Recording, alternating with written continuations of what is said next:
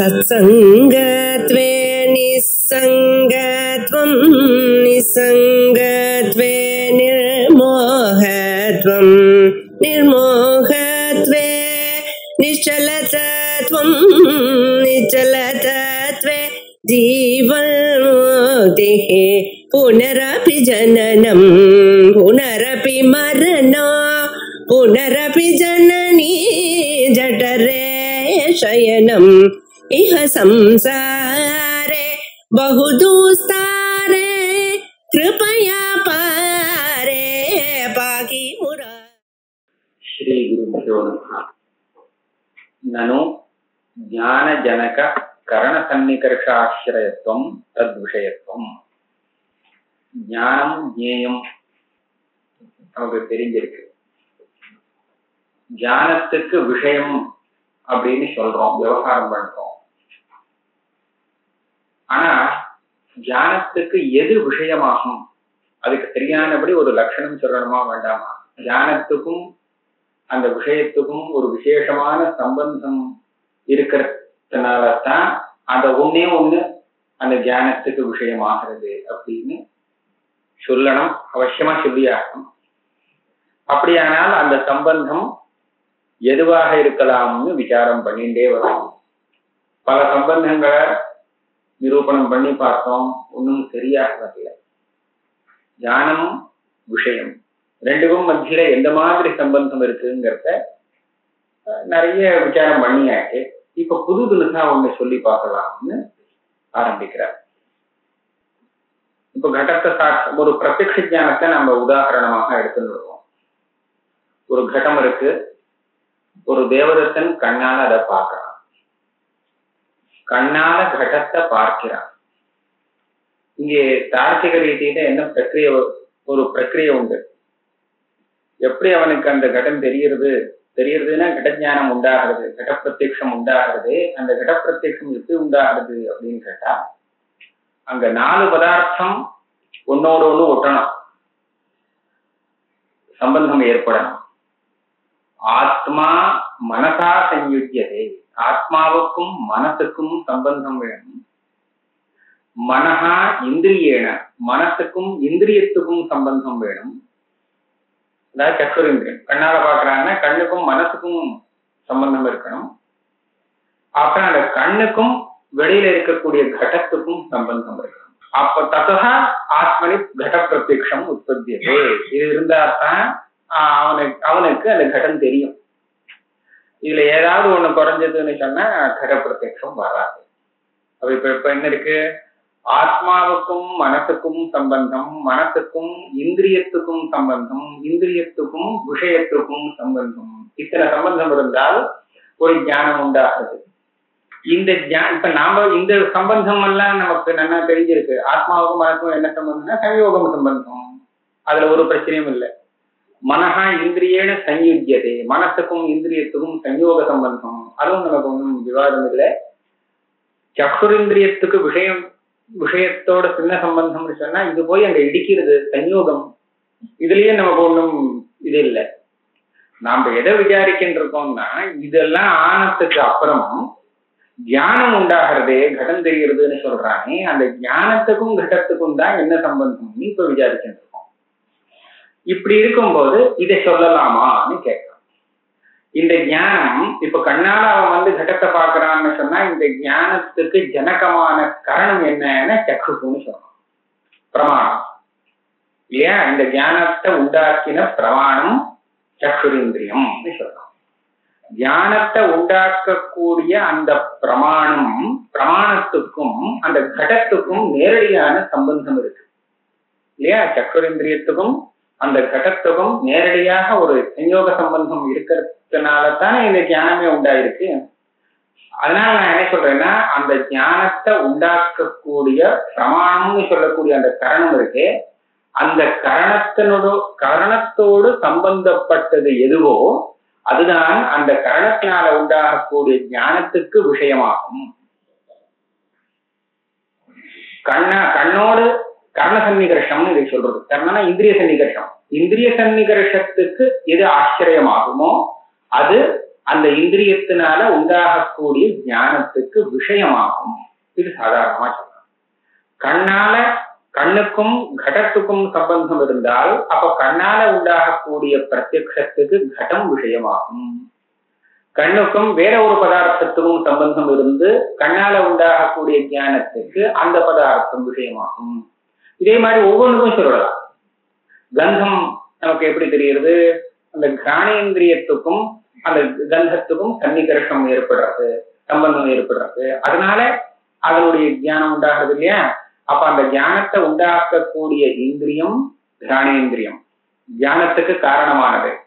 அந்த ஞான காரணமான இந்திரியம் எந்த விஷயத்தோடு சம்பந்தப்பட்டு இருக்கோ அதுதான் அந்த இந்திரியத்தினால உண்டாகக்கூடிய ஞானத்துக்கு விஷயமாகும். இந்த லட்சணம் பிரத்யக்ஷ ஞானம் எல்லாத்திலையுமே சரியா சொல்லிடலாம்.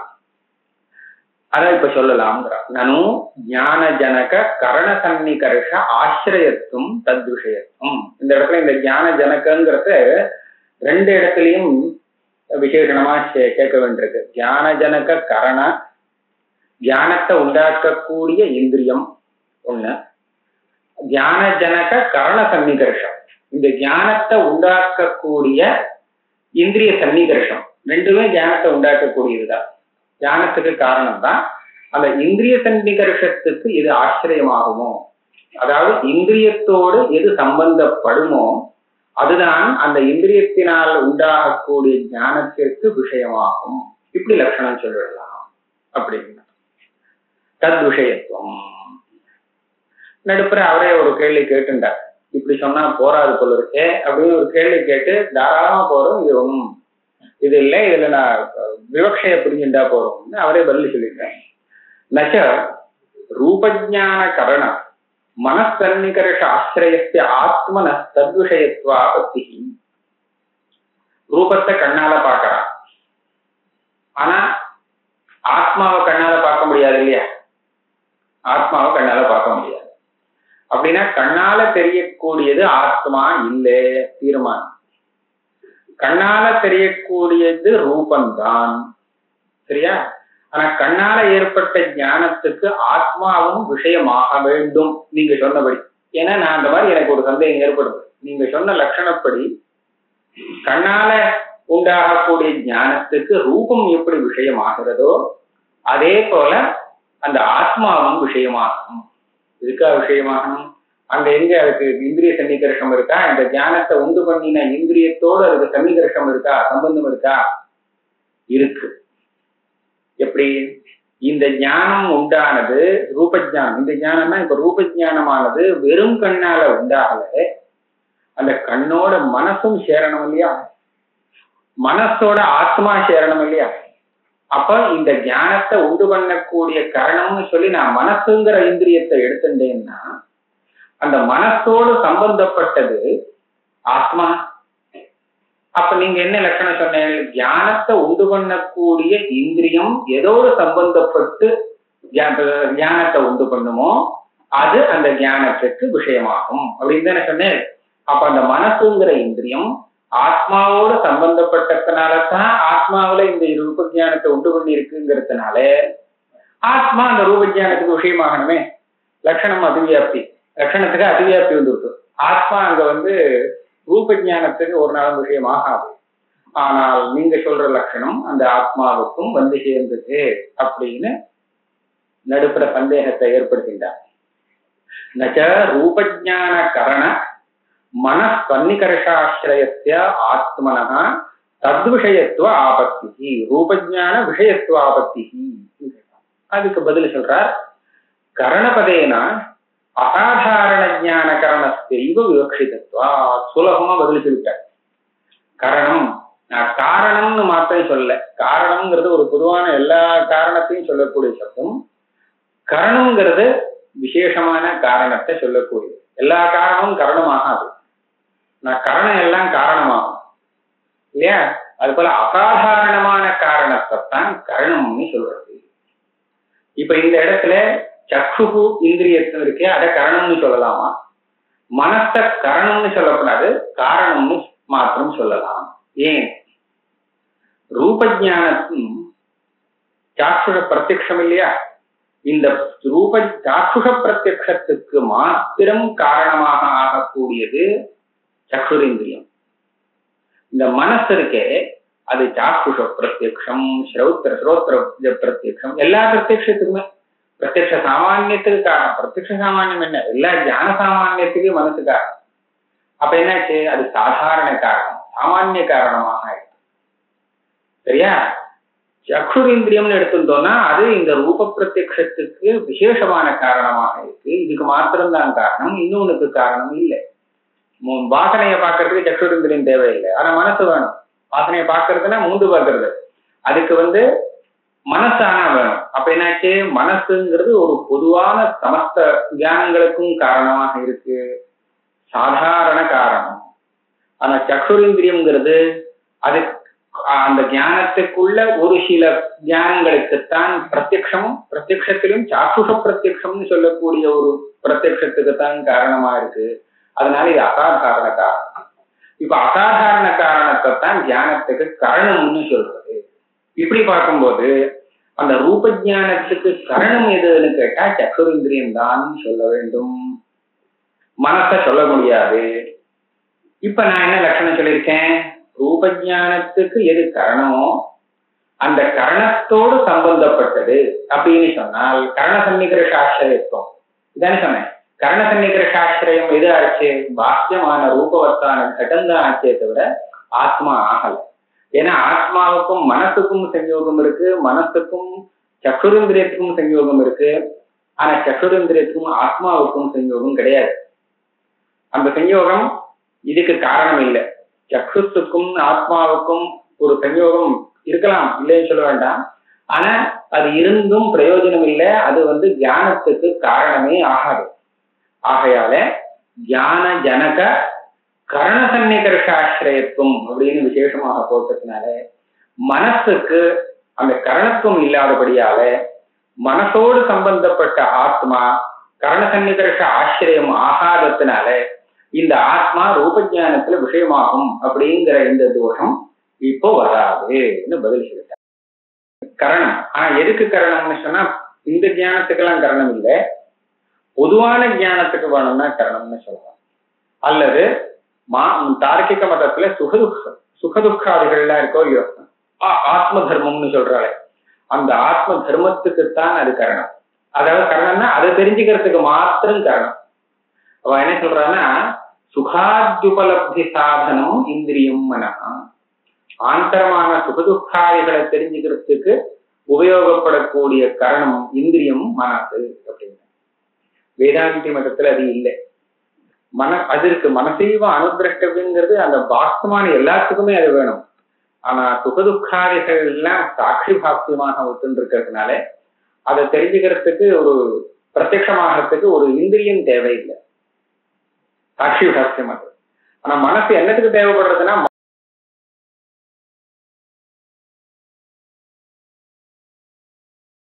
உண்டாகாது, எந்த இந்திரியத்தினாலையுமே ஞானம் உண்டாக்க முடியாதுங்கிறதுனால மனசு தேவைப்படுறது. இன்னும் வேதாந்தத்துல பார்த்தோம்னா மனசுதானே அந்த ஞானமாக பரிணமிக்கிறது, விற்த்தின்னு சொல்றோம் இல்லையா.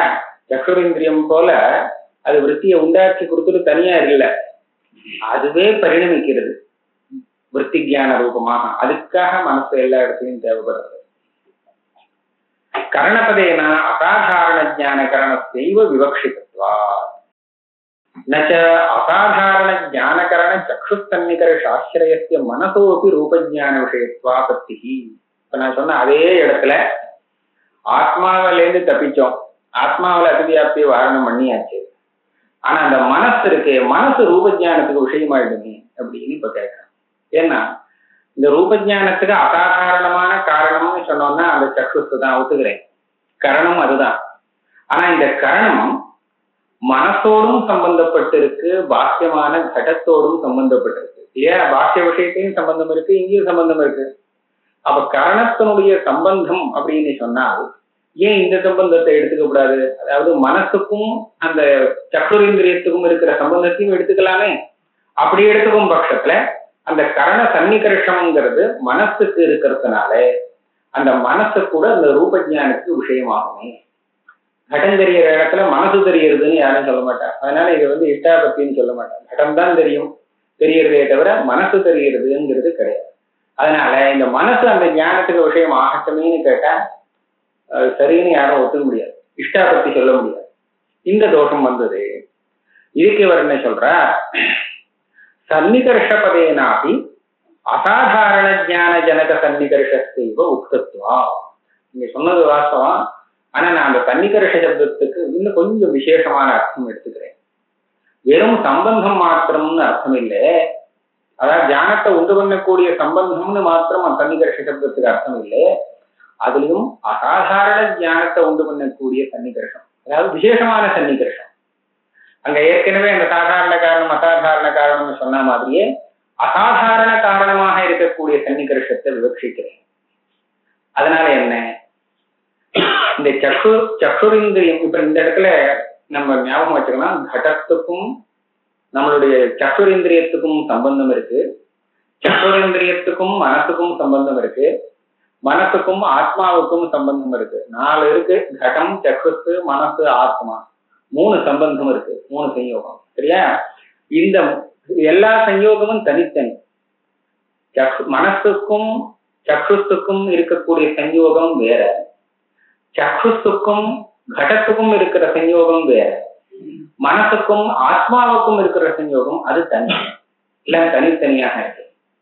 இப்ப இந்த கட பிரத்யக்ஷம் அப்படிங்கிற ஒரு தியானம் உண்டாகிறது, பிரத்யக்ஷம். இந்த பிரத்யக்ஷத்துக்கு அசாதாரணமாக காரணம் ஆகக்கூடிய சன்னிகர்ஷம் சஞ்யோகம் எதுன்னு சொன்னா சக்ஷுத்துக்கும் கடத்துக்கும் உள்ள சம்பந்தம் மாத்திரம்தான். சரியா?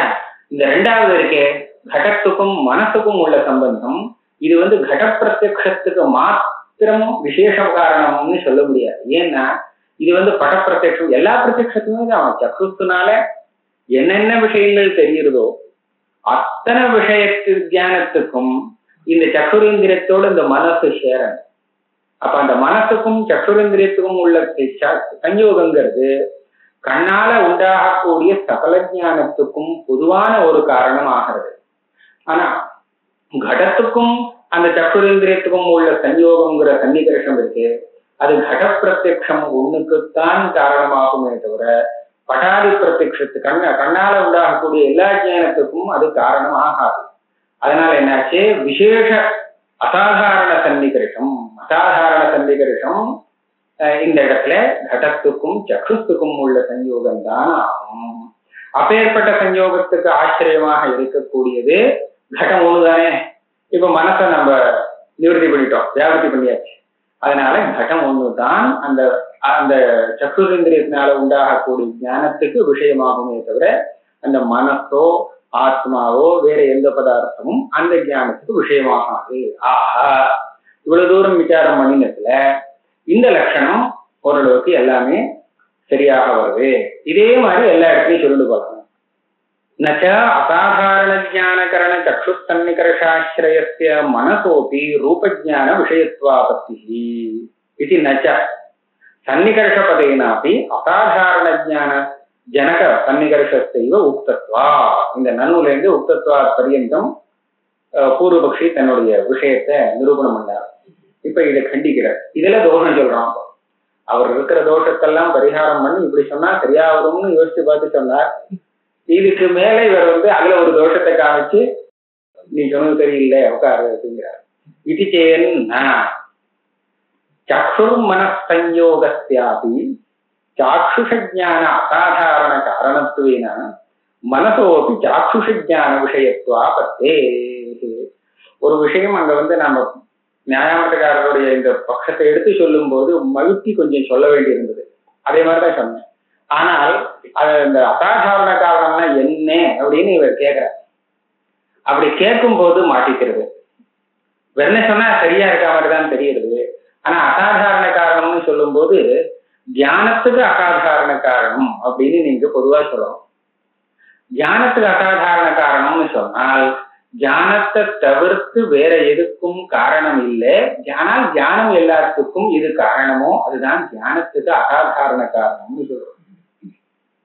சாதாரண காரணம் அசாதாரண காரணம் அப்படின்னா என்னன்னு கேட்டா, இதை தவிர்த்து இப்ப சாக்குஷ ஞானத்துக்கு மனசு ஒரு காரணம்னு சொன்னோம் இல்லையா? அவன் சொன்னபடி நான் இப்ப முதல்ல சொல்றேன். கண்ணால ஏற்படக்கூடிய ஞானத்துக்கும் மனசு ஒரு காரணம். அப்படி ஏற்படாத மற்ற ஒரு ஞானத்துக்கும் மனசு காரணம் அப்படின்னா அந்த சாக்குஷ ஞானத்துக்கு மனசுங்கிறது ஒரு சாதாரண காரணம், சாமானிய காரணம். கண்ணால உண்டாகக்கூடிய ஞானத்துக்கு மட்டும்தான் இது காரணம். அப்படி இல்லாத வேற ஒரு ஞானத்துக்கு இது காரணம் ஆகாது. அப்படி சொன்னால் இது அந்த ஞானத்துக்கு அசாதாரண காரணம். இதுதானே சாதாரண காரணம் அசாதாரண காரணங்கிறது லட்சணம். இப்படி சொன்னால் ஞானத்துக்கும் அதனுடைய விஷயத்துக்கும் சம்பந்தம் என்ன அப்படின்னு நம்ம விசாரிக்கின்ற இருக்கோங்கிறது ஞாபகம் வச்சுக்கணும். பொதுவாக சாக்குஷ ஞானத்துக்கும் அந்த அதனுடைய விஷயத்துக்கும் என்ன சம்பந்தம்னு விசாரிக்க வரல. பொதுவாக ஞானத்துக்கும் விஷயத்துக்கும் என்ன சம்பந்தம்னு விசாரிக்க வரும்போது ஞானத்துக்கு எது அசாதாரண காரணமோ அந்த அசாதாரண காரணமான இந்திரியத்தினுடைய சன்னிகர்ஷத்துக்கு ஆச்சரியமாக ஆகக்கூடிய வஸ்து தான் அந்த ஞானத்துக்கு விஷயம் அப்படின்னு நீங்க லட்சணம் சொல்ல வரதாக வச்சுக்கணும். இப்படி சொல்லும் போது என்ன ஆகும்? சக்ஷுரிந்திரியம் எப்படி சாக்குஷ ஞானத்துக்கு அசாதாரண காரணமோ அதே மாதிரி மனசு கூட சகல ஞானத்துக்கும் ஒரு அசாதாரண காரணம் தான் ஞான சாமானியத்துக்கு. சரியா? எப்படி சாக்குஷ ஞான அசாதாரண காரணத்துவே சக்ஷுர்மனசஞ்யோகஸ்யாபி சாக்குஷ ஞான அசாதாரண காரணம் இல்ல. அத மனசுக்கு அவளுக்கும் போல வேற எதுனா சொல்ற. இந்த சக்ஷுக்கும் மனசுக்கும் உள்ள சஞ்யோகம் இருக்கே, இந்த சக்ஷுர்மன சஞ்யோகம்ங்கிறது சாக்குஷ ஞானத்துக்கு மட்டும்தான் காரணம், வேற எந்த ஞானத்துக்கும் காரணம் இல்லை. மனசுங்கிறது தனியா வச்சுக்கோம், மனசை சொல்லல. மனசுக்கும் அந்த சக்ஷுரிந்திரியத்துக்கும் உள்ள சஞ்யோகம் சம்பந்தம் இருக்கே, இந்த சஞ்யோகம் சாக்குஷ ஞானத்துக்கு மாத்திரம்தான் காரணம். சரியா? சாக்குஷ ஞான மாத்திரத்துக்கு காரணமா இருக்கக்கூடிய அது அந்த அசாதாரண காரணம். ஆக அதுவும் அந்த ஞானத்துக்கு விஷயமாகும். இதே மாதிரி நம்ம எடுத்துட்டு போகும்போது அந்த மனசு கூட அசாதாரண காரணம், ஞான சாமானியத்துக்கு அசாதாரண காரணமாக இருக்கு. அதனால அதுவும் விஷயமாகலாம்னு கூட மேலே சொல்லிட்டு போலாம். ஆனா அதனுடைய ரீதி இதுதான். இங்க அவன் கேட்பான், கடத்துக்கும் சக்ஷுக்கும் உள்ள சஞ்யோகம், சக்ஷுக்கும் மனசுக்கும் உள்ள சஞ்யோகம், இந்த ரெண்டு சஞ்யோகத்துல எது விசேஷ காரணம் எது சாமானிய காரணம் இதை விசாரிச்சு பார்க்கணும் இல்லையா? கடத்துக்கும் சக்ஷுக்கும் உள்ள சஞ்யோகம் கட பிரத்யக்ஷத்துக்கு மாத்திரம்தான் காரணம். படத்தை பார்க்கறதுக்கு கடத்தோட சக்ஷுக்கு சஞ்யோகம் வேணுங்கிற அவசியம் கிடையாது இல்லையா? ஆனா இந்த சக்ஷுரிந்திரியத்துக்கும் மனசுக்கும் உள்ள சம்பந்தமானது கட பிரத்யக்ஷத்துக்கும் வேணும், பட பிரத்யக்ஷத்துக்கும் வேணும். அதாவது கண்ணால வரக்கூடிய சகல பிரத்யக்ஷத்துக்கும் அது ஒரு அவசியமான காரணமாகும். அது இல்லாட்டா அது வராது. இப்படி நீங்க பார்க்கும்போது அந்த இந்திரியத்துக்கும் விஷயத்துக்கும் உள்ள சம்பந்தம் விசேஷ காரணமாகும். அசாதாரண காரணம் விசேஷ காரணம்னு வச்சுக்கோ. சக்ஷுக்கும் மனசுக்கும் உள்ள சஞ்யோகமானது இது சாதாரண காரணமாகும். இதுதான் அவன் மனசுல வச்சுட்டு இருக்கிறது. இப்படிதான்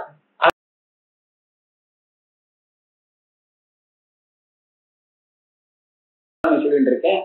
ஆகையால இத வாரணம் பண்ணிடலாம் அப்படின்னு அவ பேசுவா. அவ மனசுல நினைச்சிட்டு இருக்கிறது அப்படிதான். ஆனால் இவர் என்ன சொன்னார், நீ கட பிரத்யக்ஷம் அப்படின்னு எடுத்துட்டு அதனுடைய அசாதாரண காரணம் அப்படின்னு லட்சணத்துல போட்டேன்னா அவ பட பிரத்யக்ஷத்துக்கு தனியான இன்னொரு லட்சணம் சொல்ல வேண்டியிருக்கும். ஒவ்வொரு விஷயத்துக்கும் அந்த விஷய பிரத்யக்ஷ லட்சணம் சொல்லும் போது, விஷய லட்சணம் சொல்லிட்டு வரும்போது தனித்தனியா ஞானத்தை எடுத்து லட்சணம் சொல்லி முடியுமா? மாட்டுக்கெல்லாம் லட்சணம் சொல்லுன்னு சொன்னா எல்லா மாடுக்கும் வரா மாதிரி ஒரு லட்சணம் சொல்றதா, இல்ல ஒவ்வொரு மாடுக்கும் தனித்தனியா லட்சணம் சொல்லி எந்த காலத்துல அப்படிங்கிறது சாத்தியம் இல்லை. அதனால பொதுவாக நீங்க லட்சணம் சொல்லி ஆகணும். சாக்குஷ ஞானம் பொதுவா எடுத்துட்டு அதுக்கு நீங்க லட்சணம் சொல்லும் போது என்ன சொல்ல வேண்டியிருக்கும்? சாக்குஷ ஞானத்துக்கு எது அசாதாரண காரணமோ அப்பேற்பட்ட இந்திரிய சன்னிகர்ஷ ஆசிரியம் லட்சணம் சொல்லணும்.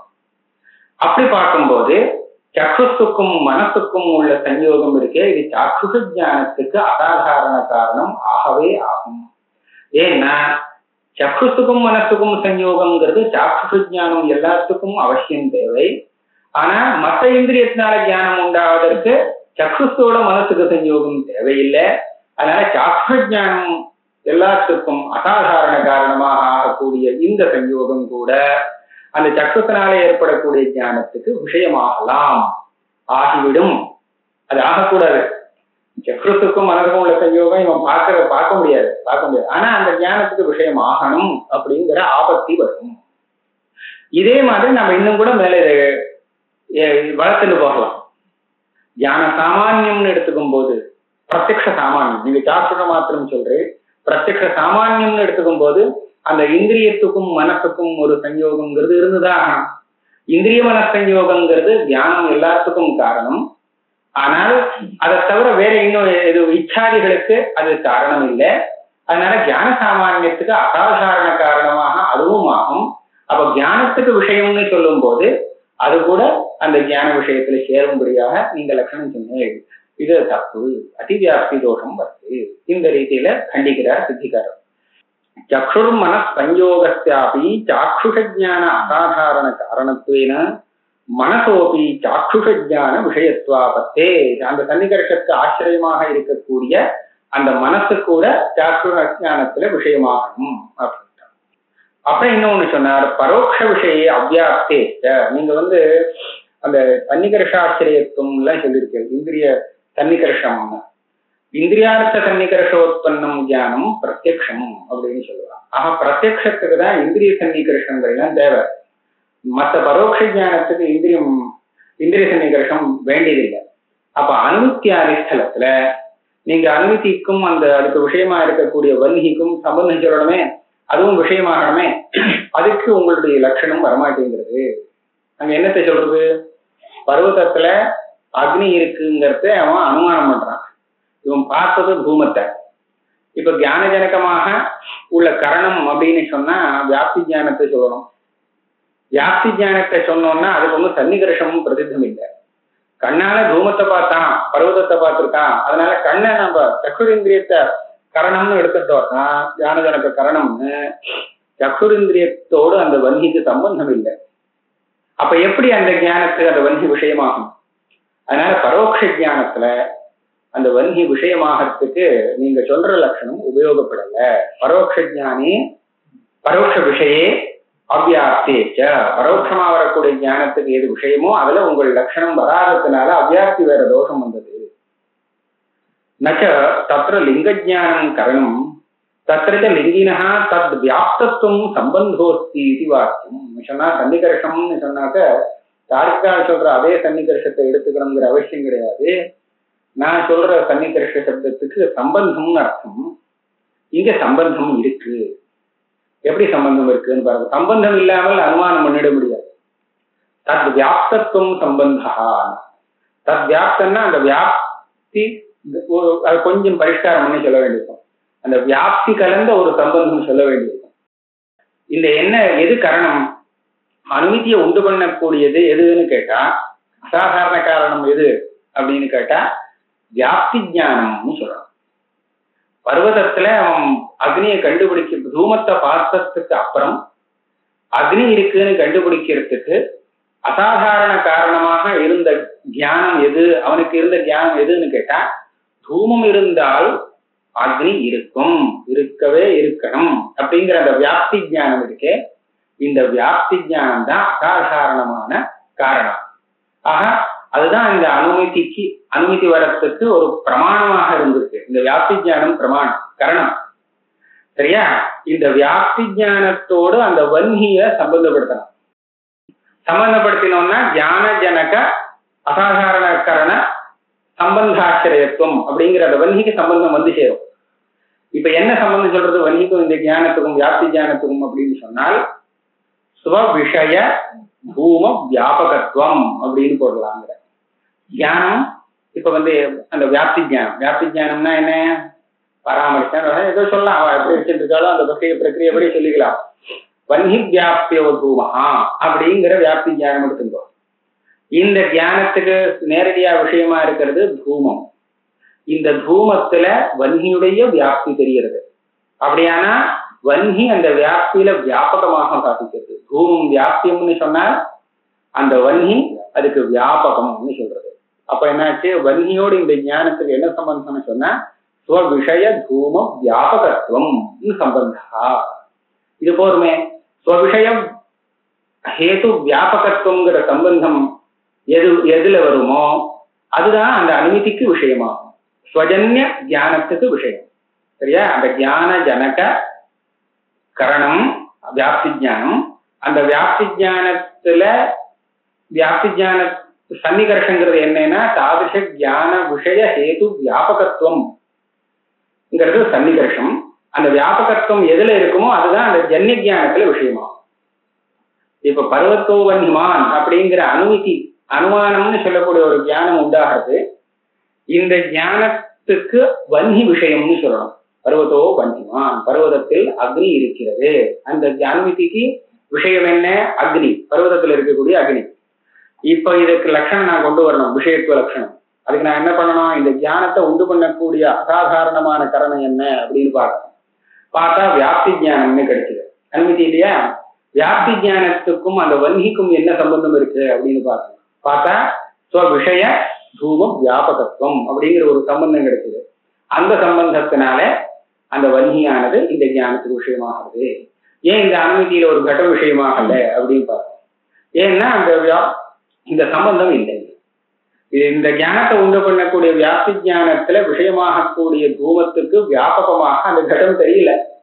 ஆகையால அந்த கட்டம் இந்த அனுமதிக்கு விஷயமாகல. இந்த சம்பந்தம் கரெக்டா சொல்லலாம் போல இருக்குன்னு சொல்றேன்.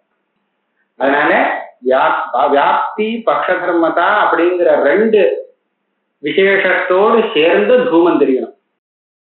அப்பதான் அனுமதி வருமா. இந்த பர்வதத்துல அது இருக்குங்கிறது தெரியணும். இது பக்ஷதர்மதா தியானம். அதே சமயத்துல அது வன்னியோடு நியதமான ஒரு சம்பந்தம் உள்ளது அப்படிங்கிறது தெரியணும். ரெண்டு அம்சம் தெரிஞ்சாதான் அனுமானம் ஏற்பட முடியும். ரெண்டுல ஒண்ணு போச்சுனாலும் வராது. எத்தனை தூமகா தத்திர வன்னி அப்படிங்கிறது நல்லா தெரியும். ஆனா பர்வதத்துல தூமம் இருக்குங்கிறதே ஒருத்தருக்கு தெரியல. அப்படி இருக்கும்போது அந்த பர்வதத்துல அக்னி இருக்குங்கிறது அவனால கண்டுபிடிக்க முடியாது இல்ல. அதனால வெறும் வியாப்தி தெரிஞ்சா போறாது. பர்வதத்துல தூமம் இருக்குன்னு ஒருத்தனுக்கு தெரிகிறது, கண்ணால பாக்குறான். ஆனா அந்த வியாப்தி அவனுக்கு தெரியல. அப்பவும் அவனால கண்டுபிடிக்க முடியாது. அப்ப அவனுக்கு ரெண்டு தேவைப்படுறது. வியாப்தியும் தெரியணும், பக்ஷதர்மத்துவம்னு சொல்றது. எங்க அந்த வன்னியா கண்டுபிடிக்கணுமோ அந்த இடத்தோடு அந்த ஹேத்துக்கு ஒரு சம்பந்தம் இருக்கிறத தெரிஞ்சுக்கணும். இது பக்ஷதர்மதா தியானம்னு சொல்றது. இது ரெண்டும் இருந்தா அந்த ஹேத்துக்கு லிங்கம், வியாப்தி பக்ஷதர்மதா விசிஷ்டம் லிங்கம் ஒரு இது சொல்லுதா. அதுதான் லிங்க ஜானம். தத்திரச்ச லிங்கினஹா, லிங்கின சாத்தியம்னு இருக்கும். அந்த சாத்தியத்துக்கு தத் வியாப்தத்துவம் சம்பந்தோஸ்தி வார்த்தம். தத் வியாப்தத்துவங்கிறத நம்ம இப்படி இதுக்கு இப்படிதான் அர்த்தம் சொல்லுவோம். வியாப்தி கடிதமா சம்பந்தம். ஸ்வவிஷய லிங்க வியாபகத்துவம் அப்படின்னு சம்பந்தம் சொல்லுவாங்க. இது நவாச்சியம். லிங்கஸ்யாபி ஸ்வஜான சம்பந்தித்வேன அனுமதி விஷயத்வாபத்தே. என்ன சொல்லிட்டார்? பர்வதத்துல என்ன அனுமானம் பண்ண? அக்னி அனுமானம் பண்ண. தூமத்தையும் அனுமானம் பண்ணினதாக ஆகும். எப்படி? இந்த ஞானத்தை உண்டு பண்ணக்கூடிய அந்த ஞானத்துல விஷயமாக தூமமும் இருக்கே இல்லையா? தூமமும் அந்த ஞானத்துக்கு விஷயம், பர்வதமும் விஷயம், இன்னும் அந்த வன்னியும் விஷயம், எல்லாம் விஷயமா இருக்கும் போது வன்னி மட்டும்தான் விஷயம்னு எப்படி சொல்லலாம்? தூமம் கூட விஷயமாகலாம். இது நியாயமா இருக்கா இந்த மாதிரி தூஷிக்கிறது? அந்த லட்சணம் என்ன சொல்லியிருக்கோம்? ஸ்வவிஷய லிங்க வியாபகத்துவம் அப்படித்தானே சொல்லியிருக்கோம். அப்போ இந்த ஞானத்துக்கு விஷயமா இருக்கக்கூடிய தூமத்துக்கு வியாபகமாக இருக்கிறது வன்னி தானே. அப்ப அதுதானே இந்த அனுமதிக்கு விஷயமாகும். நீங்க எப்படி தூமம் கூட விஷயம் ஆகலாமே அப்படின்னு கேட்கறதே தப்பாச்சே. இல்ல, தப்பு இல்லை. தூமத்துக்கு தூமம் கூட வியாபகம் தான். தூமத்துக்கு வன்னி வியாபகம் ஆகிற மாதிரியே தானே தனக்கு வியாபகமாகவும் வியாபியமாகவும் ஆகலாம் அப்படின்னு தர்க்கசாஸ்திரத்துல ஒரு சித்தாந்தம் பண்ணியிருக்காரு. ஏன்னா அது நிச்சயமா இருக்கும். தூமம் இருக்கிற இடத்துல தூமம் இல்லைன்னு சொல்லவே முடியாது. தூமம் இருக்கிற இடத்துலன்னு சொல்லியாச்சுன்னா அப்புறம் இல்லைன்னு சொல்றதுக்கு சான்ஸே இல்லை. இல்லையா? தூமம் இருக்கிற இடத்துல எப்படி வன்கி நிச்சயமாக இருக்குமோ அதே மாதிரி தூமம் நிச்சயமா இருக்குங்கிறது தீர்மானம். அதனால அது வியாபகம் இல்லைன்னு சொல்ல முடியாது. அதனால விஷயமான தூமத்துக்கு வியாபகம் அதே தூமமாகும். அப்படி சொல்லும் போது நீங்க சொன்ன அதுல இருந்து ஏற்படக்கூடிய இந்த அனுமதி வன்கி அனுமானத்துல அந்த தூமம் கூட விஷயமாகட்டுமே, அது ஆகணுங்கிற அவசியம் கிடையாது. அதனால இந்த தோஷம் வந்தது. லிங்கஸ்யாபி ஸ்வஜான சம்பந்தித்வேன அனுமதி விஷயத்வாபத்தே. இப்ப இந்த தோஷம் சரியா இருக்கு இல்லையா?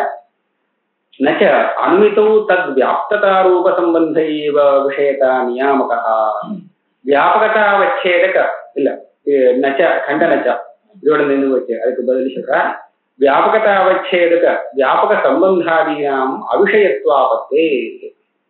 என்ன சொல்ற, இந்த மாதிரி அனுமானத்துல உங்களுக்கு எது விஷயமாகலாம் அப்படிங்கிறதுக்கு ஒரு நியமம் வச்சுக்கணும். என்ன வச்சுக்கணும்?